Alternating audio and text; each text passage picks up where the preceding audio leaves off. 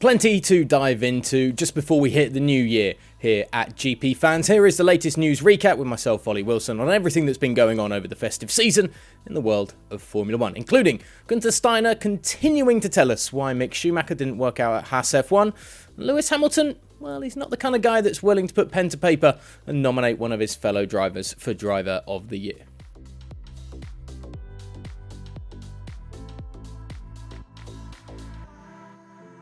Gunther Steiner has once again discussed why Mick Schumacher's departure from Haas F1 was inevitable. The young German driver left the team at the end of the 2022 season, with the American constructor not willing to test the F1 waters with their driver of the last two seasons for any longer. Speaking this off-season, team boss Gunther Steiner reinforced that Schumacher's departure came down to one key element that couldn't be overcome. "We need to say again why we changed. I explained that very well. What we were looking for, he hasn't got, because he's too young," said Steiner.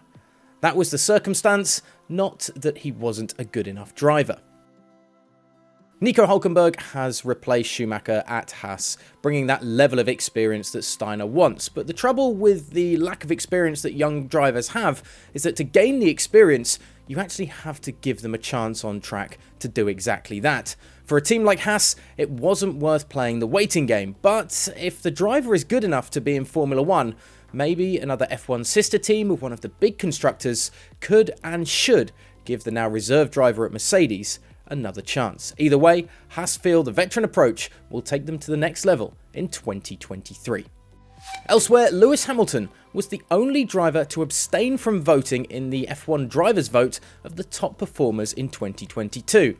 Now, we haven't actually seen the full results yet, but we do know that Max Verstappen was voted by his peers as the top performer in the sport last year, and you kind of get the feeling that the Dutch driver probably voted for himself, especially as the driver's voting is anonymous.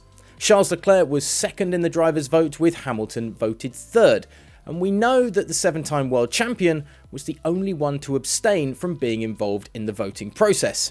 No reason has actually been revealed for this.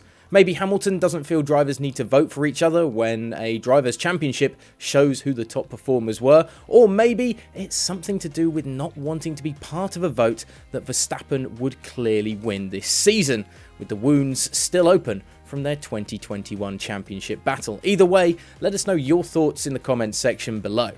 Finally, sticking with Lewis Hamilton, the Mercedes driver believes that new fans of Formula 1 are just as attracted to the sport for the off-track drama as they are to the on-track action.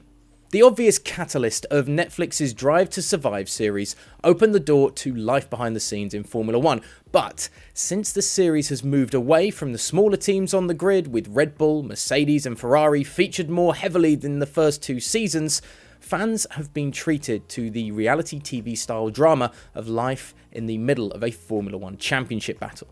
Bickering in the media between principals like Toto Wolff and Christian Horner, along with Abu Dhabi 2021's dramatic finish, and the Red Bull driver radio calls in Brazil in 2022 have only added to the show of F1. And while thankfully the actual racing has lived up to the off-track affairs and drama, Hamilton admits that while driving is what he believes is the core of the sport, others may enjoy the whole circus that comes with F1's modern showcase. "That's what I want people getting into the sport for," said Hamilton, discussing driving. "But I am sure for some people it adds the excitement, seeing all that drama. But I just want to see great wheel-to-wheel racing on a fair platform and let the best man win, man or woman. And we need to get some women here at some stage." So, do you enjoy it more on GP Fans when we talk about the off-track bickering and drama, or do you prefer discussions of on-track action, perhaps strategies and new components coming into the sport, and that wheel-to-wheel racing? Let us know in the comments section below, or you may just like a little bit of both as well. All bases are covered over at gpfans.com and GP Fans Global across social media.